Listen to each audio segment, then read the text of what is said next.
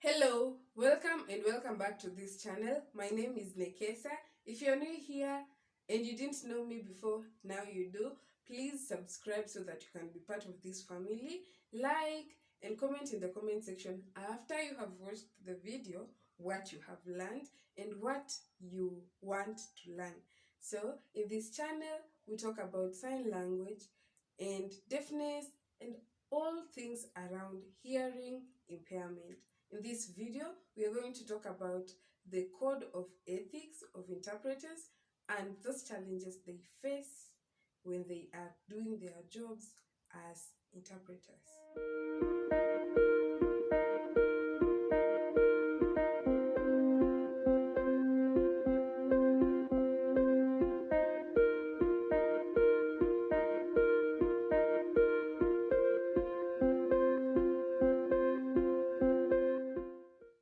Sign language interpreters will maintain confidentiality. This means that all the information they get when doing the interpretation is supposed to be confidential. Only for the person who was talking, the hearing one, and the person who was deaf, the one who was communicating to the hearing one. Now, this information is only important and should stay confidential between the two. And now that you are the interpreter, it means that you will also keep that information in and not tell anyone, because that is important information for the two people only. And so you must forget about it in a way, because you are not supposed to talk about it any other time. A sign language interpreter should demonstrate ethical business practice. This is, you should be on time or even earlier than the time that you have discussed with your client. You should be dependable, in that the deaf client should be able to depend on you, on the information or whatever you'll be doing. The other thing is, you should be honest. You should give the right and correct information. You should be able to translate the information from the hearing person to the deaf person correctly, and deaf person to the hearing person correctly.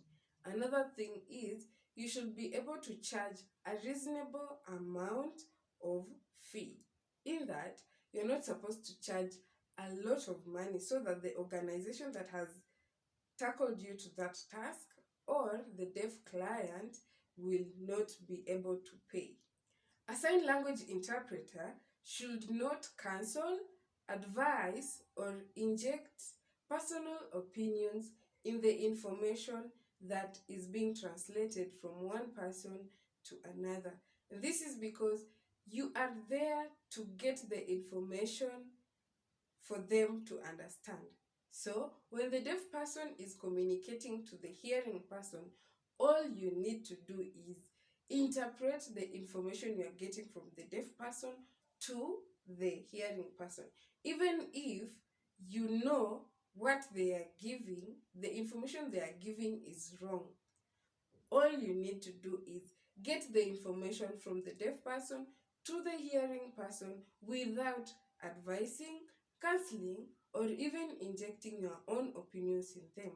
If a person is wrong, you're not supposed to tell them, you are wrong, you're doing something wrong, and this is not good.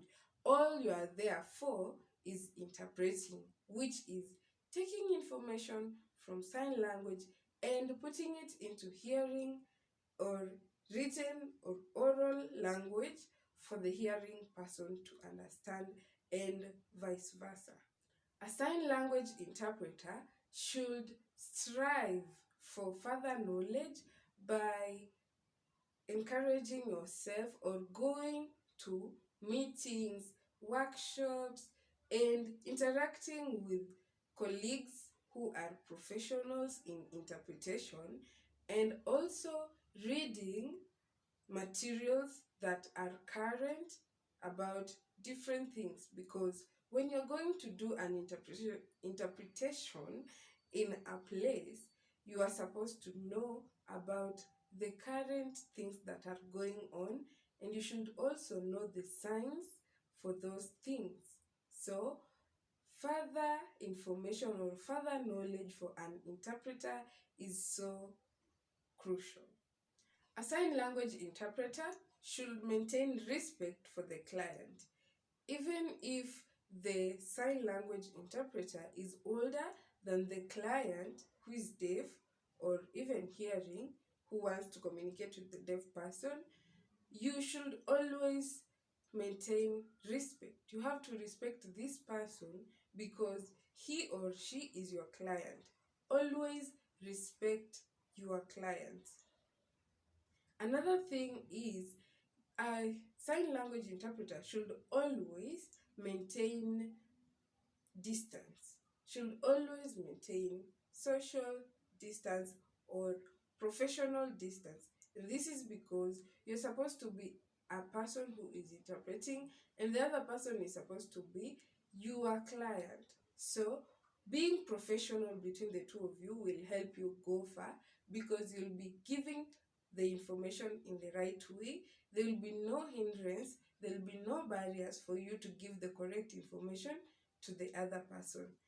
Between the interpreter and the client who is deaf should be 1.5 meters to 3 meters so that you are able to communicate well.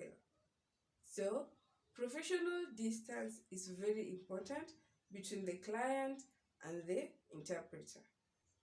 A sign language interpreter should be able to convey the spirit and intent of the message being passed across.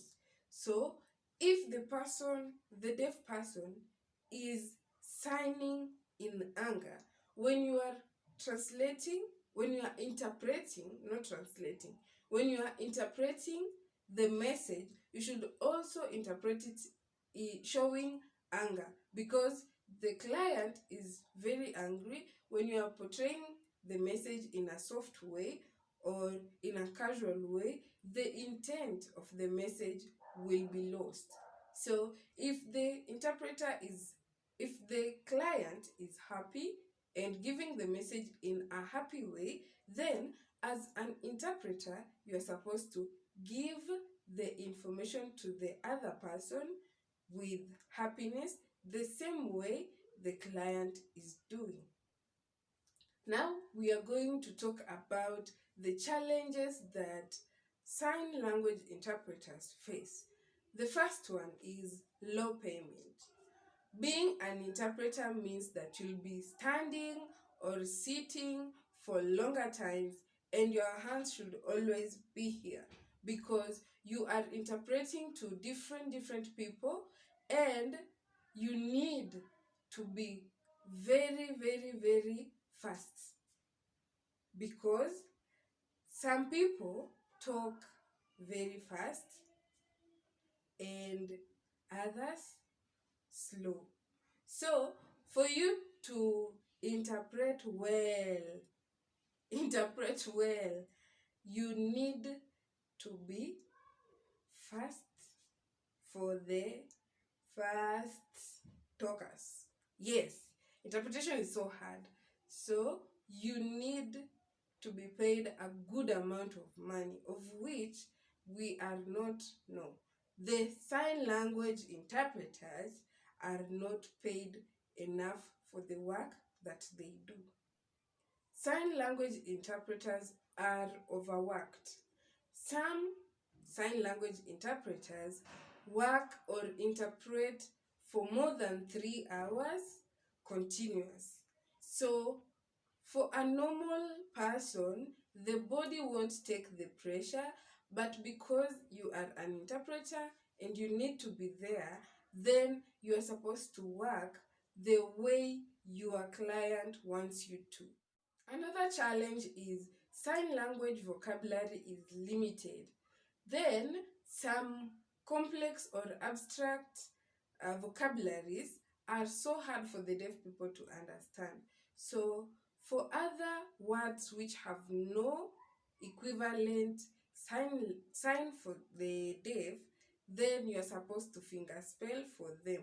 Imagine if there are like 5 different words in 3 sentences that have no sign.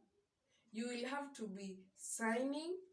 Then when you are there, you have to finger spell for them to know what the word is. And if they don't know, they will ask you what the word is. So you have to explain to them what that word is. Another challenge is prejudice. This is whereby people have a negative attitude towards you or a group of people. If you come across a group of deaf people and you are hearing and you're going to interpret for them, when they don't like you, when they have a negative attitude towards you, there will be nothing that you will do, because they will not even be listening to you. When you're signing, they are looking the other side, or they are signing to each other and talking something that will be negative about you, or just talking about something else that is not even around there. So for you as an interpreter, you will meet these deaf groups that will not like you at all. And if that happens, just tell the client that this is happening and I won't be able to do the interpretation because I won't be giving the information, because these people will not be listening to me, or something of the sort. So this prejudice is there, and as an interpreter, you will meet different people who will like you and others will not. So this is also another challenge for the sign language interpreters. Another challenge is certification.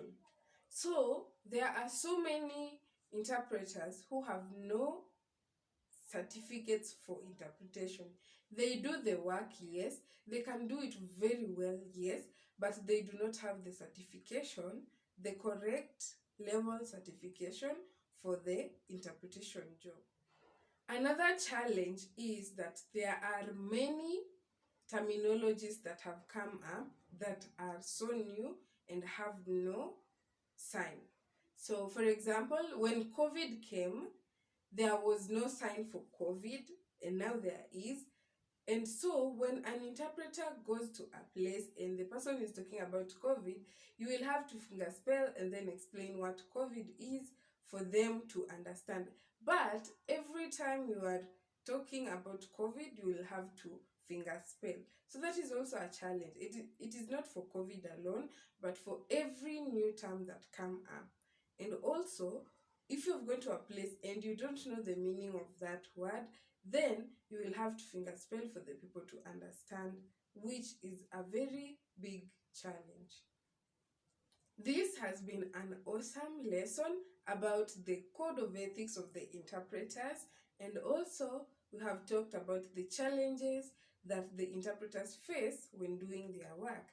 If you know of another challenge that I have not mentioned, please write it in the comment section so that I also know, because these are the only ones that I do know. And if you give me another information, I'll be so happy, because learning never stops. So if you have liked this video, please give it a like, subscribe if you have not yet, and also share this video. See you in my next video. Bye.